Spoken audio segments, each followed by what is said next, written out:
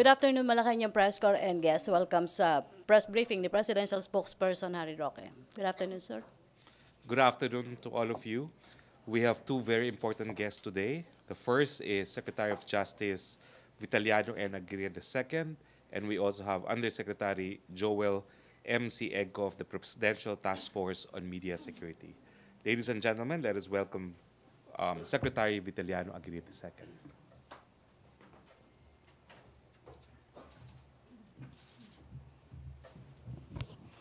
Good afternoon, ladies and gentlemen.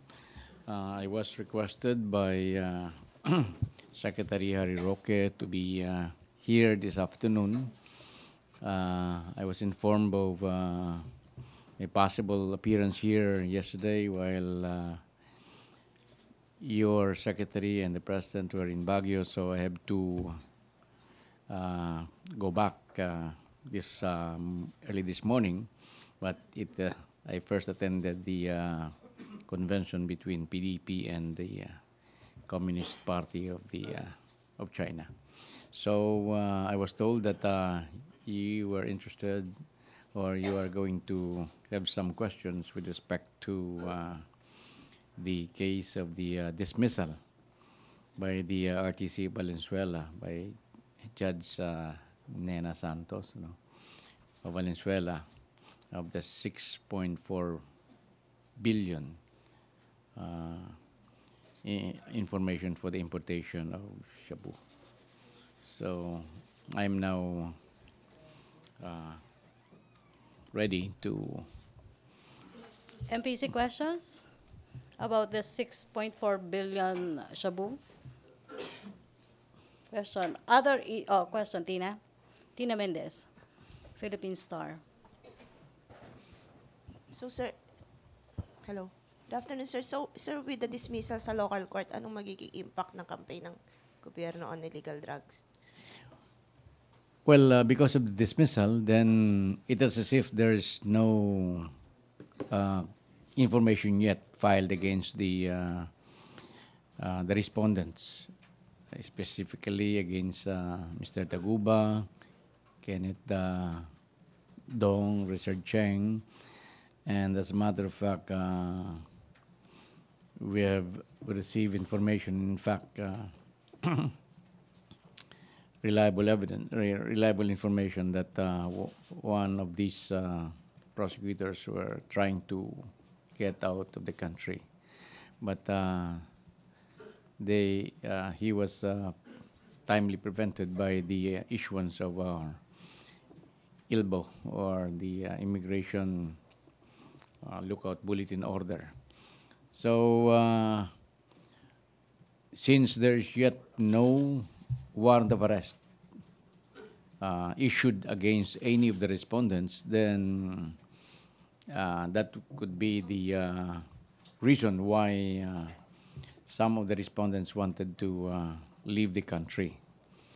But we know also that with the dismissal of the case, the National Prosecution Service, the DOJ, filed a timely motion for reconsideration. And it was specifically originally set on January 5, but since apparently there was no notice to the DOJ panel, the hearing was reset to January 8, and it was continued. And on January 8, the incident, meaning to say the motion for reconsideration, was considered submitted for resolution after the respondents were given a 5-day period within which to comment. The 5-day period would end this coming Saturday, so by Monday, January 15, the court could issue its ruling on whether to reconsider or to affirm its dismissal order. Follow-up question? Joseph Morong. I'd like to pick up on your point, sir, that one of the, you meant respondents, no, not prosecutor, who was trying to leave the country. Prosec or one of the respondents. Respondents. Who is this, sir? I was told that it was Richard Chen. No? When, kailan po siya Yung details niyan ay nasa with the Bureau of Immigration. And as a matter of fact, parang meron diyang other persons who was working for him so that he would be able to leave the country. When did he attempt again, sir? Sorry. When did you find out at least that he was? Last week. Okay. But the details of which are with the Bureau of Immigration. When you said there's another person working for him, this is from the government trying to help him? No, BI, well, a person who was formerly, as a matter of fact, still connected with the BI, but was now on AWOL, was trying to help him leave the country. Sa NAIA sa Manila or sa Clark, sir? In one of the provincial, not here in Manila. Pero sir, he wasn't successful, right? He was not successful because our senior supervision officer rejected the bribe being offered. What do you think of this trying to get out of the country by Mr. Cheng, as far as motive go or involvement in the case is concerned? Well, I didn't want to speculate, but I just wanted to lay the facts before you. That he has no impediment in leaving the country, but the only thing that is preventing him from leaving the country without any hitch is the elbow, which we have issued. And so we don't know if he still persisted in trying to leave the country through some other means or with the help of some people. So we even don't know if kung nandito pa siya. Really? And wala pa namang information from the Bureau of Immigration that he left the country already. Kaya the presumption is still he is here. Kasi yung mga whole departures or mga RTCN na lang, di ba? Ang the list that you can issue is the watch list, tama? ILBO, Immigration Lookout Bulletin lookout Order, na lang. just like the watch list. Uh-huh. So hindi natin alam na because parang twice na siyang nag-attempt to leave the country. Although after the case has been filed, so hindi natin alam kung he could leave the country through some other means. For example, if by using some fake documents. Hindi natin alam yun. Sir, the BI employee who is AWOL, you've identified this person? Yes, we have identified him. Any actions on him, sir? Or her? Wala pa kami. Actually, pinahanap ko nga sa MBA. Alright, cool. Thank you, sir. Question? Follow up? MPC? Yes, ma'am. Denesca. Microphone. Pia. Thank you. Good afternoon, sir. What did you do differently dun sa motion for reconsideration I've as reviewed. compared with the previous? Because as it turned out, dismissed. So what did we do differently this time to make sure that they won't get away with the crime? Well, I reviewed what happened because, as you have already known, the Office of the Secretary does not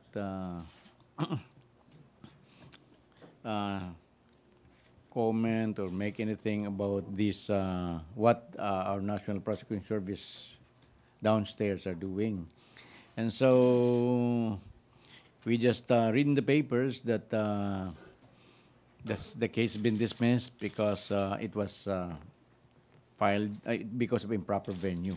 In other words, we came to know from the papers that the judge's position is that the case was dismissed because it has no jurisdiction. Because venue is we know very well that venue is jurisdictional in criminal cases. So sinasabi ng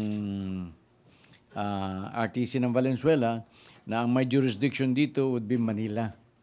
And so hindi kami dito sa Valenzuela. So it was dismissed. And the National Prosecution Service, our panel handling this, filed a timely motion for reconsideration. Yan ang incident na nakapending, which could be resolved as early as Monday. So, on the part of the National Prosecution Service, it argued that it is improper for the Valenzuela RTC to dismiss the same because it is not correct to say that it has no venue, it has no jurisdiction over this case because of improper venue. Sinasabi ng NPS that may jurisdiction kayo dyan because your dismissal order was premised on the fact that the importation, ang question dito is there importation? O where is, meron pa bang importation after it entered the Bureau of Customs? Sinasabi ng National Prosecution Service, mayroon pa. Kasi ang importation na sinasabi ninyo that is being considered by the court ay yung importation in view of the violation with the Customs and Tariff Code. So importation on. So sinasabi naman ng NPS, hindi maaaring ganun sapagkat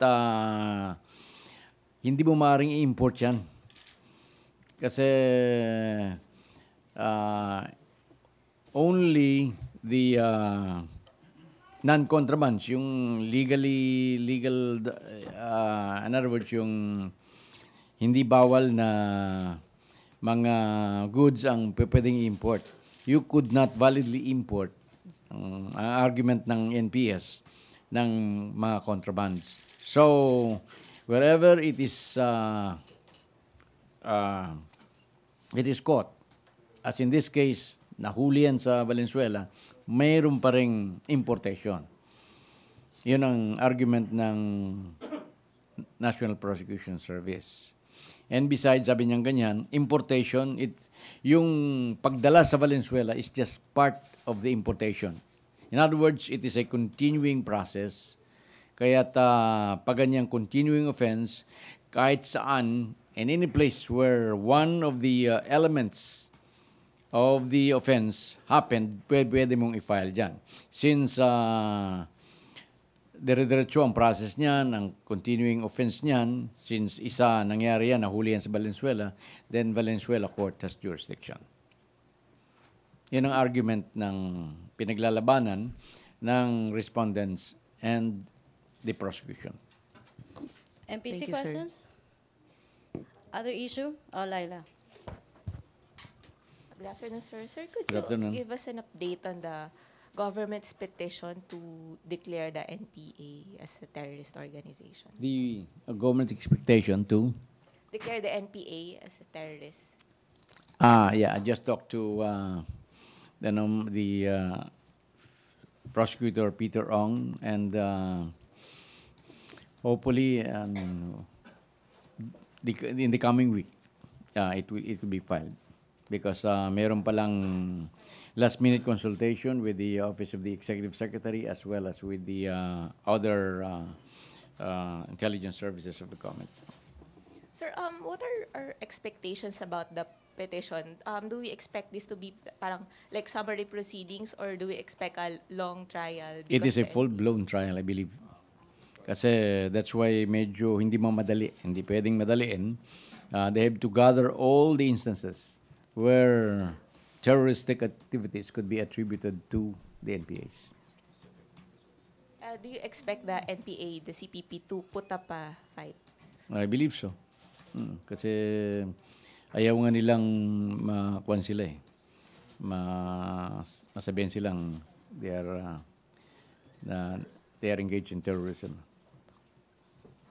As a matter of fact, they have been named already by the U.S., but as an organization engaged in terroristic activities, but in other parts of the world, such as the European countries, na meron siyang asylum doon, hindi. Even here in the Philippines, hindi pa sila declare.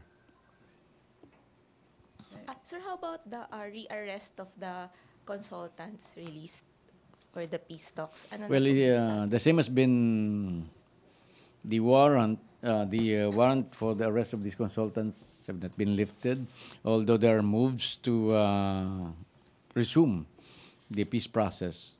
Wala yun. Parang sa dyaryo lang yun. But still, if these consultants who have been released because of this peace process at their bail has already been cancelled, if cited, they will be arrested. Sorry. Sir, na-cancel na yung arrest warrant nila? Is that what Hindi you're lahat eh. I'm not sure kung lahat ng courts nag-cancel na. But there are motion to cancel. saying? Motions to Okay. Follow-up question? Celerina Monte. Good afternoon, sir. So, do you know where these high-ranking NPA officials are, like the couple Tiamsons? Nandito ba sila or nasa abroad? Alam ko nandito na eh. They are here already. Okay. Question? Follow-up? Joseph Sa Morong. status ng couple, yung mga motion for the cancellation of their temporary liberty have been filed yet? Or Yeah, mayroon nang na-file. na-file na po, sir? Would you know? Hindi lang naman isang court ang nakapending ito eh. There are several courts but tulad ng sabi ko, ang nakakaalam niyan yung aming National Prosecution Service. So I'm not updated of that as of this week. Pero sir, yung pong pag-file dun sa, with respect to just the Tramson couple, that has been done right after the President declared the NPA as terrorist organization? That has been done, meaning to say Yung sequence lang, sir. the motion to cancel? Yes, sir. Yes, it was filed. With With respect to the two, no? couple. Yes, sir. And no action yet. I mean, Hindi ko alam kung trial din ano yan, ang pinaka-latest development or status of these cases. But definitely many, almost all I think, has been, the cancellation bail has been filed. Because yung lahat ng bail na yan was presupposes that the OPAP or the peace process is ongoing. But since no longer, the President has declared that it's no longer being pursued. And so our National Prosecution Service has filed the appropriate motion to cancel the bail of these respondents. and if they should be arrested, it should be upon court order, correct?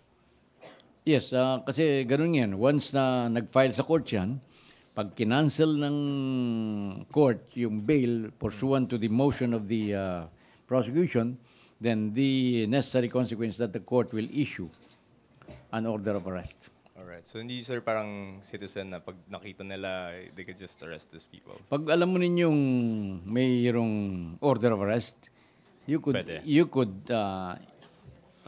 implement a citizen's arrest Once the order is issued. once the order is issued. Okay. Thank Okay, you. thank you, Joseph. Last question for Secretary Aguirre. Dexter Ganibe. Last three. Last three. Tina and then Rosalie. Sir, any follow-up po dun sa reports that the CA, dun sa kaso ni Palawan Governor or dun sa kay Reyes na involvement ng CA Justice daw is retiring early, may insinuation na Actually, I wanted to be prepared on that, but I asked my prosecutors to give me a briefer. Pero alam mo yan, once a criminal case is on appeal, like this Ortega case, nasa hands of the office of the Solicitor General, soldier na yan. Kaya't yung comment na lang ni Secretary or Soljan Joe Calida, sinasabi niyang the decisions stinks. So yun na lang. Well, as to the basis, hindi ko po alam yun. Kaya hindi kami makakuha kanina ng, we are trying to get the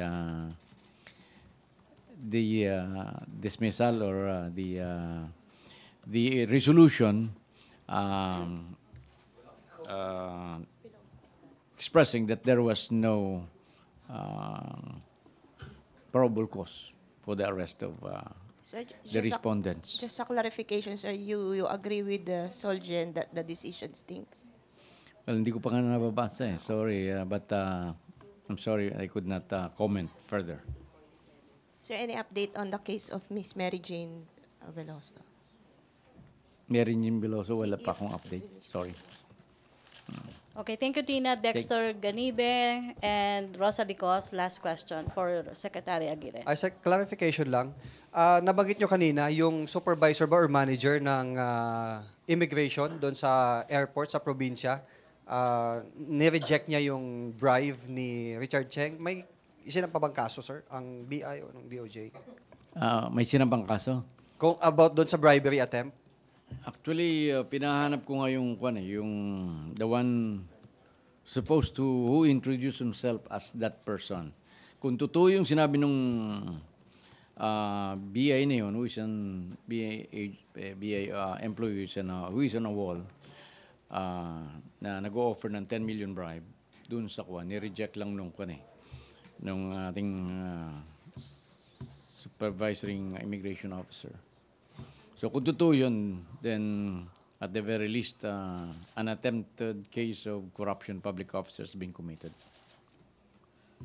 Sir, clarification lang, nabanggit nyo yung executive judge ng Valenzuela, si Judge Nena Santos. The same person ba siya yung abogado sa Esperat case? No? Apo, sa Mama Sapano. Ng Ampatuan? Hindi ko alam eh. Kapangalan lang, sir, kapangalan. Kala ko eh. Yun nga nasa isip kanina eh. Okay, thank you. Thank you, sir. So, Thank you, Dexter. according to Secretary Roque, hindi raw parehas. Thank you. Okay, So, last kapangalan. question for Secretary Aguirre. Rosa Licos. Good afternoon po, Secretary. Good afternoon. Opo, ano po yung particular na reason ni Pangulong Duterte kung bakit nais niyang paimbestigahan muli sa DOJ yun pong kaso na umiiral na pagbebenta nun pong PNP firearms sa NPA? Opo. Yan po kasi dumaan sa discussion ng cabinet. Yung mga baril na yan, yung mga hindi pagbibigay sa atin ng baril ng US, gawa nung mayroong mga senators na nagbablock. So, tapos yung mga offer ng China and other countries to give us, to sell us these long firearms. Then, dumaan ang discussion about this 1004 AK-47. So, diyan sa nagalit siya. So, imbestigan mo nga niya, Vit, ito. Kung mayroon pa tayong may demand dito. So, immediately after the cabinet meeting, I asked General Año, who is now the OIC DILG Secretary, sinabi niya sa akin, mayroon na niya secretary na file dyan sa Ombudsman. But, ang alam ko, puro mga police officers lamang. Since wala kaming jurisdiction, doon sa aming pag-imbestiga sa mga civilian or non-military officers or non-government officers. So yun ang tinitingnan ko. Are there other persons liable na non-government officials who should be included in the charge? Yan po ang ibibigay sa akin ni General Año lahat ng mga records nila doon. And then I'm going to send this to the NBI for further investigation. Kung meron ngang hindi pa malaman natin kung meron ngang hindi pa na-file ng kaso tungkol dito sa kwento. Kasi parang galit na galit siya kasi yan ang parang ginagamit ng NPA sa pagpatay sa mga sundalo eh. Napakagandang baril niyan eh, AK-47. So, thank you very much. Okay, sorry. Last two na lang daw po. Sorry, final na to Raymond Tinasa and then Dexter. Sir, O, just sa on the Ortega murders case. Sir, in your legal opinion, can the CA actually overrule or disregard an existing Supreme Court ruling? And does CA has the jurisdiction to determine the probable cause of a case? You're referring to the... Ex-Palawan Governor Reyes case. Could you go to the specific? What particular aspect of the decision that you are I referring think to? there's a ruling of the Supreme Court to allow RTC to conduct its own determination of the probable cause, where in fact the RTC already denied the bail or application of bail of Governor Reyes. Kasi kung tama yung aking pagkakaintindi, the findings of probable cause was questioned by the respondents, the Reyes brothers, among them, the Reyes brothers. Tapos pumunta ito sa Court of Appeals. And it was reviewed by by a 5-man division. Meaning to say, na originally, hindi magkasundo yung 3-man division. Kaya nagdagdag dyan ng 2 additional. Kaya special division of 5 yan. And dun sa 5, 3 nagsabi na no probable cause, 2 nagsabi na malakas ang ebidensya.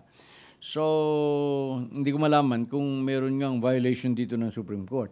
If this case has already gone to the Supreme Court, and the Supreme Court has said that there was probable cause, hindi na maaaring baliktarin ng Court of Appeals. But apparently, hindi pa naman nangyayari yun. Kaya, prescinding from other issues, the Court of Appeals still has the power to rule that on the existence or non-existence of probable cause. But what could be the regular? I mean, just to educate us perhaps, who has the sole jurisdiction to determine the probable cause? I mean, I understand that there is no conviction yet or any acquittal or ruling from the lower court. Well, it is the court actually. Kasi ang court ang nag-i-issue ng warrant of arrest. Without the findings of probable cause, the court will not issue the warrant of arrest. Apparently, the lower court in this case found probable cause and thus issued the warrant of arrest. This was questioned by the Reyes brothers and other respondents who went up to the Court of Appeals. And the Court of Appeals apparently reversed the findings of the RTC. Thank you, sir. Okay, thank you. Thank you, Secretary Aguirre. Now, Thank can you. we have Undersecretary Joel Edco?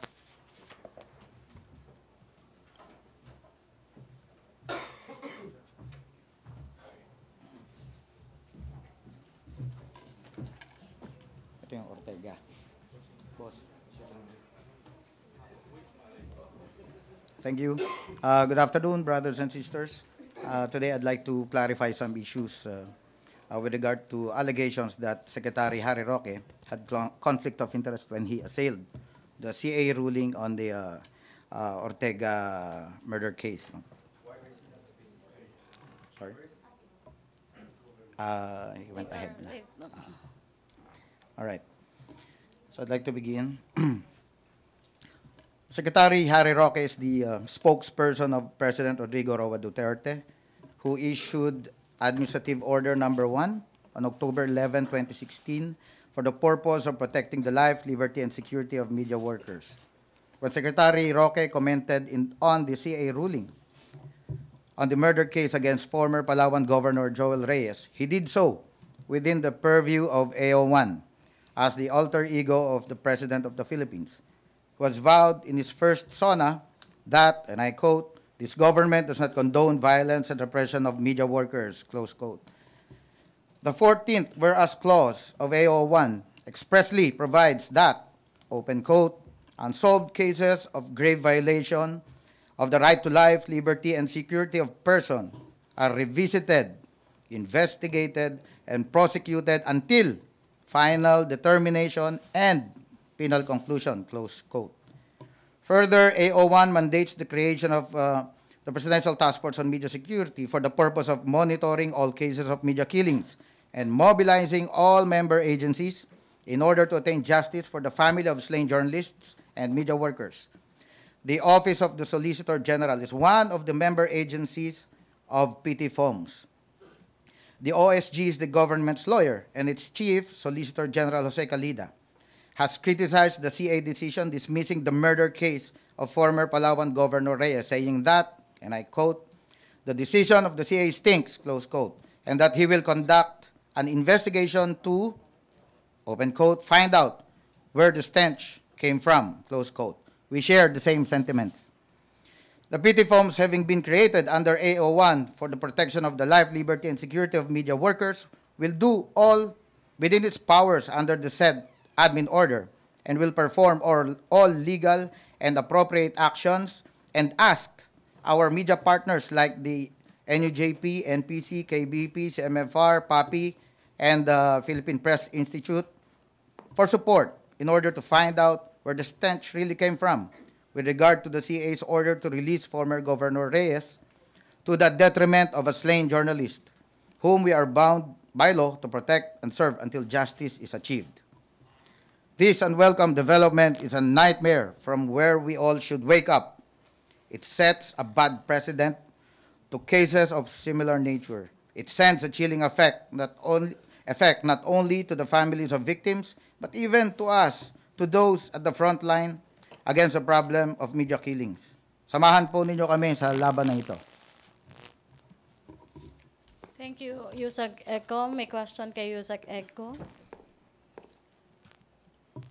No more? Raymond Tinasa. Can your office do something? I mean, to appeal or to file case to, for example, to the CA judge or justice, whom you believe his decision stinks?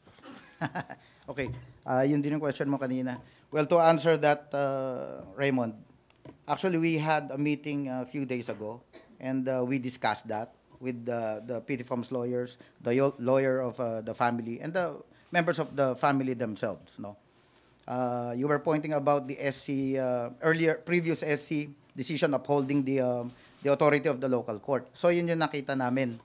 Meron nga the SC has previously upheld the right of the jurisdiction of the lower court, no, in determining probable cause.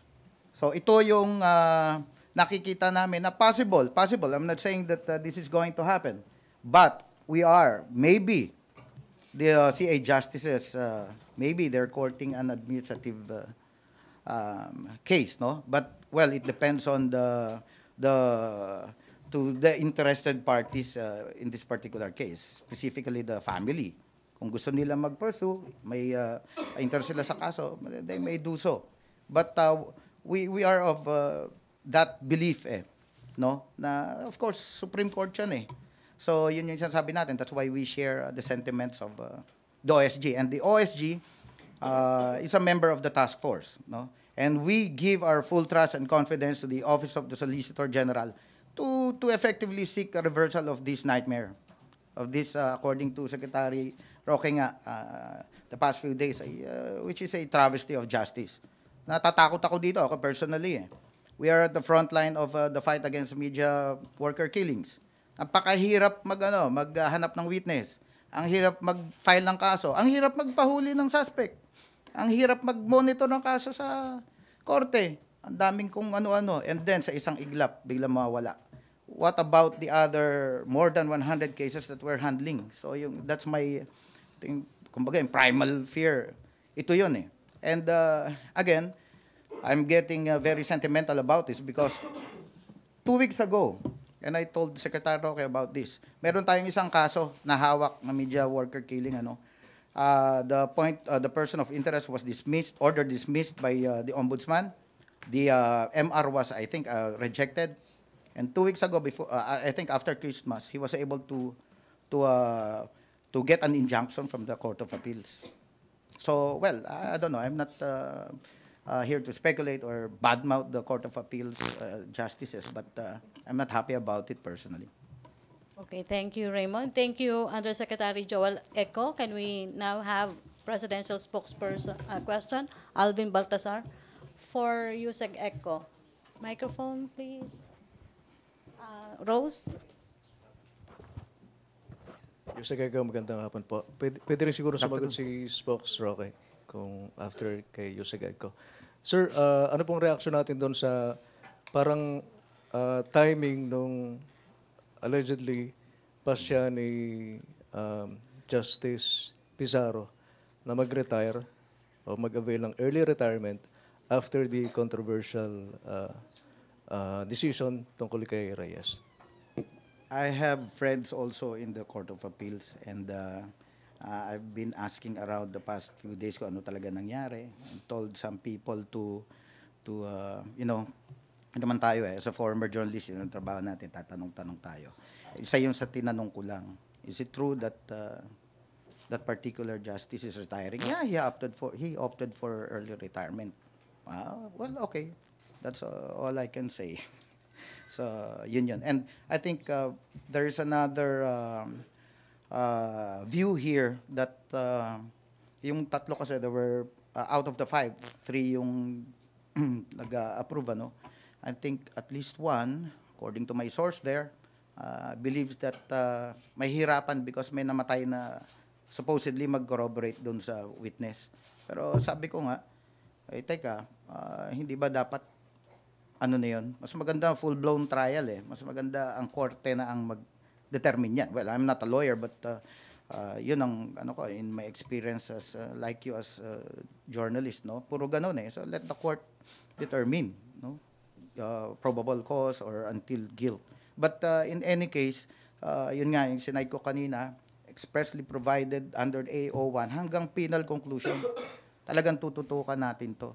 No, so that's why I'm going to reiterate that they were wrong in claiming that Secretary Roque had conflict of interest.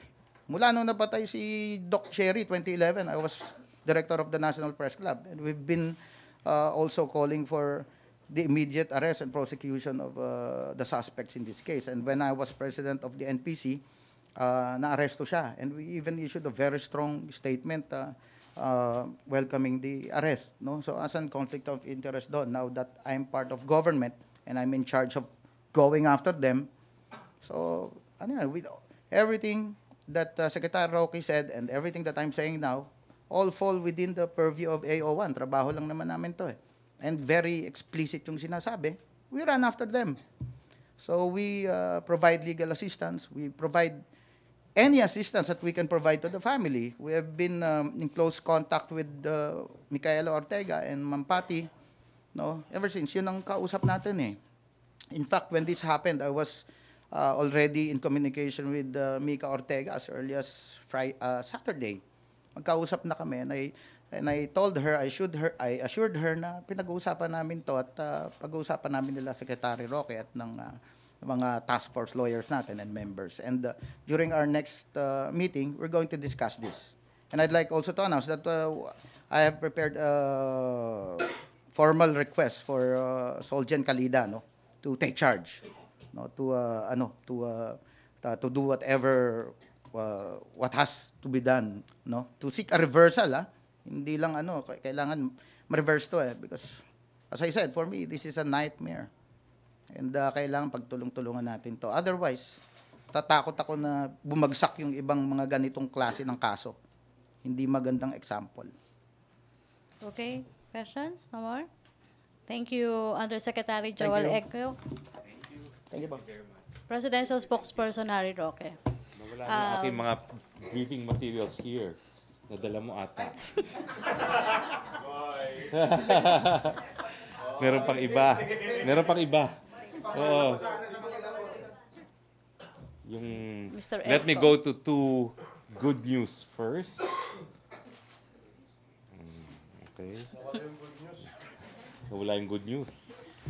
Let's go first to the good news. The World Bank's Global Economic Prospects January 2018 report. We welcome the latest forecast of the World Bank in its Global Economic Prospects January 20 report, which cited the Philippines to be the fastest growing economy among ASEAN countries. With the implementation of the Tax Reform for Acceleration and Inclusion Act, the Philippines will continue to be one of the top performing economies as this will boost infrastructure spending. The big rollout of major infrastructure projects would result in a substantial increase in our gross domestic product for 2018. The timely implementation of our infrastructure program will be critical in bringing down the cost of doing business and making our exporters more competitive. More good news. The Bangko Sentral ng Pilipinas in the October 2017 foreign direct investments net inflows, the Bangko Sentral ng Pilipinas reported in the October 2017 foreign direct investments that net inflows reached 2 billion compared to 670 million last October of 2016. Foreign direct investment net inflows for the first 10 months of 2017 grew from year on year by 20.5% to US 7.9 billion. Netherlands, Singapore, Kuwait, United States, and Germany were our top sources of foreign direct investments in October 2017. According to the BSP, a significant portion of equity capital placements were channeled to electricity, gas stream, air conditioning supply activities. Meanwhile, other sectors that receive investment inflows were manufacturing, construction, real estate, wholesale, and retail trade. Now, questions? Sir, in dollars yon yung 2 billion? Dollars. Okay, in dollars yon. Pia Ranyada. Sir, the Japanese Minister on Internal Affairs said that she expressed regret over the Comfort Woman statue erected in Rojas Boulevard. May we know how the President reacted to this? I think we issued the press statement and we stand by the press statement. So, sir, you're denying that the minister I'm ever not said denying, those I'm saying words? there's a press statement prepared by Malacañang and that's the press statement. Sir, do you believe in that statement? Which one? Can you respond on the premise that she gave those remarks? Because my next do not question would know. then be how the remarks would impact on the relationship between Japan and the Philippines. Well, as I said, there's a press statement issued. Not everything that goes on closed doors bilateral talks can be reported upon or commented upon. But sir, Japanese media already reported on it because she herself admitted it during a press briefing or interview. Let Japanese media report on it. Sir, but is Next question, please. Will the Philippine government be doing anything about the statue at least, given how it has caused such controversy? The statute is not erected by Malacañang. What are we supposed to do? No? But sir, it has the seal of the NHCP, which is a government agency. Then that should be addressed to the NHCP. It's So, sir- not something that the president will act on himself. Okay. So sir, hands off ang Malacañang in this issue. We didn't erect the statue. So it's not a presidential project, so to speak. So the government doesn't see this as a diplomatic issue. I don't think it is really a diplomatic issue, no, because our ties with Japan remain very strong. We have every reason to be optimistic that bilateral relations with Japan will become even stronger. Celerina Monte. Good afternoon, sir. Ako yung nag-text sa inyo yesterday regarding that. During the forum this morning, Gabriela said they're challenging you, specifically you, since you're a former counsel for another Lolas, the Malaya Lolas, when you were still with the private sector. They're challenging you na, I want to quote them, naghihintay ang comfort women and advocates na gumawa siya, meaning you, na positibong remarks na mananatili ang statue sa Rojas Boulevard. So, can we get your reaction on that? I'm presidential spokesperson now. My past involvements have become irrelevant. The president did not erect that statue. It's up to the people who erected that statue to do anything they want with it. Sir, there's this letter daw from the DFA asking the mayor or the local government of Manila to remove that statue since the DFA is a national government, part of the national government. Is that the policy? I do not know about that letter, and if there is such a letter, to confirm it, please ask Mayor Estrada. Okay, thank you. Last questions? Philip Tubesa, to be followed by Lanesca. Last three. Sir, good afternoon. Reaction lang. The camp of Governor Joel Reyes is asking the Court of Appeals to cite you in contempt of court for allegedly lawyering for the camp of Jerry Ortega. Well, I welcome that, so I can probably explain to the convicted felon. He is a convicted felon, remember? what the role of the executive is, the chief executive. The chief executive is the chief implementer of the law. Every crime is prosecuted by the executive in the name of the people of the Philippines. Of course, it is the duty of the and obligation of the state to accord its citizens justice. I spoke in that capacity. I have no regrets, and even the president approved of my statements. Thank you, sir. Thank you. Lanesca? Sir, sorry, I will go back with Japan, with the statue. Because the president said even before he won as president, he said that he will raise this issue with the Japanese if he wins. And he repeated that same statement 2 months after his election in August 2016. He said that he is willing to raise that issue when he goes to Japan as president. So, can we expect him to at least initiate compensation or any compensation or any deal with our comfort women, considering that there's an existing deal between the Japanese government and the South Korean comfort women? I can only say again that diplomatic negotiations constitute an established exception to freedom of information because of the delicate nature of maintaining bilateral ties. I cannot confirm if the president will bring up the issue of the comfort women. What I can confirm wholeheartedly is that he values the very close bilateral relations that we have with Japan currently. Okay, thank you. Last three. RJ, Philip, and then Joseph. Sir, reaction po to Makabayan Bloc saying the president committed grave abuse of discretion for signing train into law, which, according to them, was not properly ratified. Train. Well, I don't think they are a court.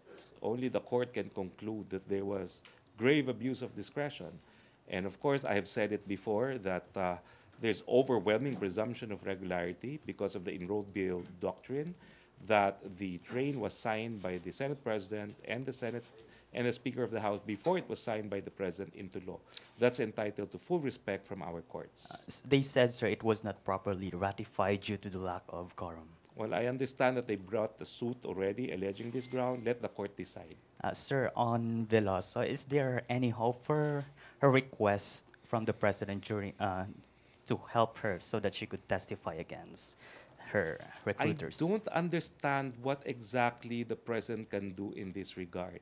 She's detained in foreign soil because of breach of Indonesian penal laws. She continues to be alive despite being meted the death penalty. But there is such a thing as sovereignty, and the matter is completely in the hands of the Indonesian government. Although I think the Indonesian government, by not carrying out the punishment of death penalty, has shown clemency on a daily basis. All right, sir. Sir, can I ask one more? Yes, please. Yesterday, former Senator Bongbong Marcos said he will not stop pursuing his electoral protest even if the president would endorse him as a candidate for the next. Is there a possibility for the president to possibly to endorse him for the next senatorial election? I'm not aware, and as you yourself said, a decision has been made by Mr. Marcos that he will not give up his election protest. Okay. Okay, Philip? Hi, sir. Confirm na po ba yung trip ni Presidente sa India at the end of the month? I do not, well, it looks like, but you know, anything can happen. Yeah. Well, I mean, it looks like it's going to push through because it's a gathering of heads of states of ASEAN, no, in a summit with India, no. So I don't see why it will not push through, except if for some reason he decides not to push through with it. Ano po maging agenda ng Presidente? It's an ASEAN summit, so the agenda is set by the Secretariat of ASEAN. There have been criticisms before about yung size ng delegations niya pag nagtitravel siya abroad. Will he have a leaner delegation this time around? Number one, I'm not sure about the criticism. Number two, I'm not sure if it's really not lean enough, no? Because I've been on some of the trips. it's rather lean if you compare it, say, with the presidential trips of President Gloria Macapagal Arroyo. No?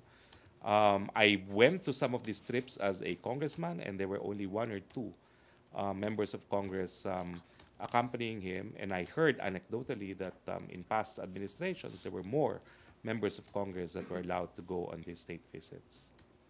That's what I heard. Will there be fewer trips this year? Well, as I said, the president is not keen on making foreign trips. No, he's not even keen on flying to Manila. No, that's the truth. No, so I don't think it will be a problem. I think he will lead by way of example to others to minimize foreign trips. Okay, thank you, sir. Joseph Morong. Sir, yung sa teachers' pay, what's really the status? Teachers' pay. Yes. Sweldo ng mga teachers. Ano ba talaga, sir? Meron, wala? Well, Naasahan? it's very clear. Even the transcript of what I said here is clear because I was based on the transcript of the cabinet meeting. He asked his cabinet members to find ways to increase the salary of teachers. I did say I did not know by how much. I speculated. It is true that my speculation could be wrong, but I did not unequivocally state how much the increase will be. I am unequivocally stating that the President ordered everyone to study how to increase the salaries of teachers. Sir, yun pong sinabi ni Secretary Joc no, na, well, I think yung context na yung 500 billion, kung double, no? Hindi kaya. What does the palace think about it? He Kung knows hindi kaya? best. He knows best. But as I said, it was not as if the President said, let's double, like what he said on the salaries of the AFP and the police. But what you need to note is that the President says he wants to increase the salary of teachers. He does not go back on his promises. He will increase the salary of teachers by as much as we can. All right. So, sir, the intention is there, no? Pero, The intention is there. It will not be taken back. so, sa GAA, sir, wala yan, di ba? Wala pa. Correct. Because So, we're talking probably about the next future. budget na yan. We don't even know when.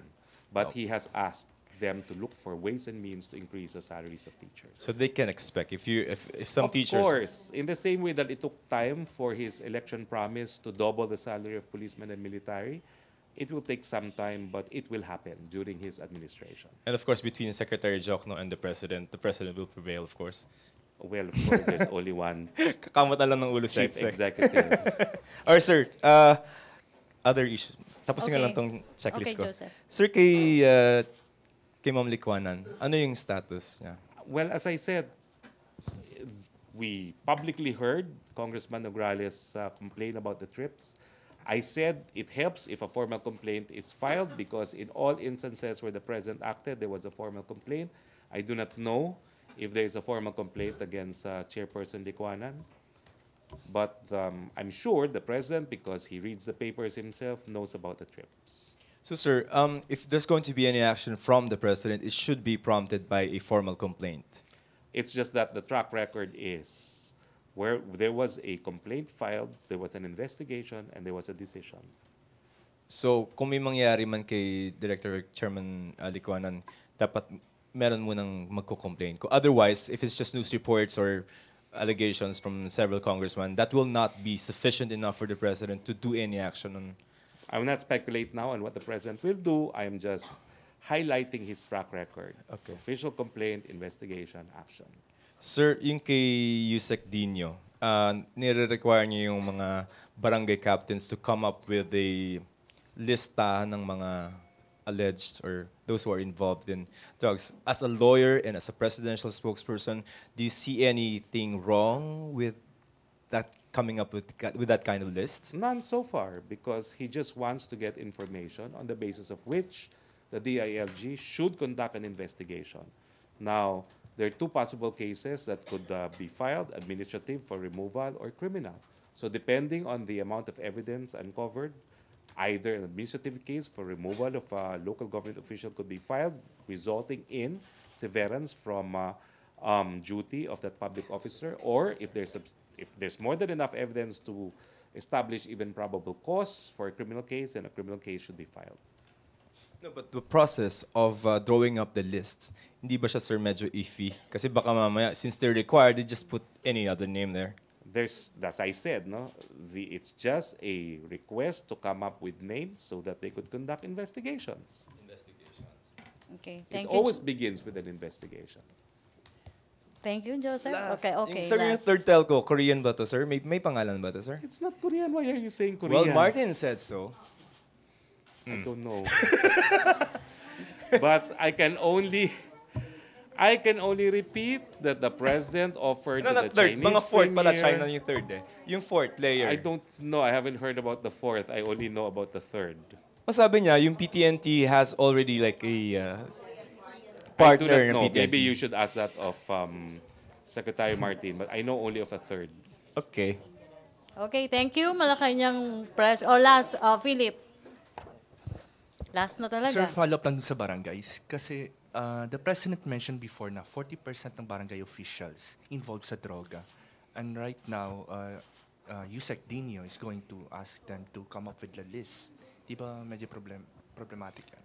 You know, I see no problem because all he wants is names to investigate. What's wrong with that?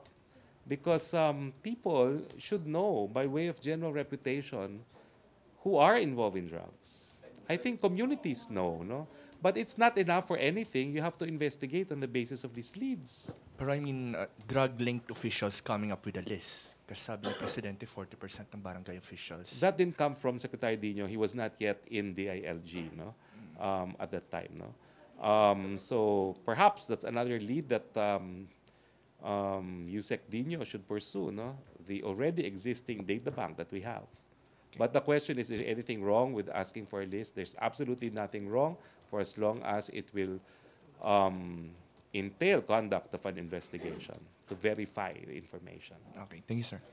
Okay, thank you, Malacañang Press Corps. Thank you, Presidential Spokesperson Thank Harry you. Roque. Back to our main studio sa Radyo Pilipinas and People's Television. Davao kasi kami, di ba? Side lang.